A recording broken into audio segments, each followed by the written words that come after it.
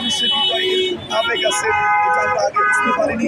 আজকের এই জনগণের স্বতঃস্ফূর্ত উপস্থিতি আমাদেরকে সত্যি একটা নতুন আশার দিকে নিয়ে যাচ্ছে যে আগামীতে রাজর হবে এমন একটা রাজনৈতিক একটা কেন্দ্র, সেখানে জুলুম থাকবে না, নির্যাতন থাকবে না, মিথ্যা মামলা হামলা থাকবে না, কোনো প্রভুত্ব থাকবে না।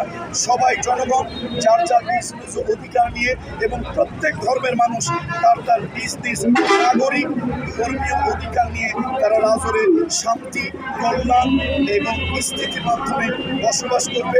আজকের এই কর্মী সম্মেলন, আজকের এই জনগণের স্বতঃস্ফূর্ত উপস্থিতি এবং মাদারীপুরমুখী জনগণের যে স্রোত যাচ্ছে আগামী দিনে রাজর, সেটাই প্রমাণ করিয়ে দেয়। রাজর হবে সত্যের, রাজর হবে ন্যায়ের, রাজর হবে সকল জাতি ধর্ম বর্ণ নির্বিশেষে সব মানুষের।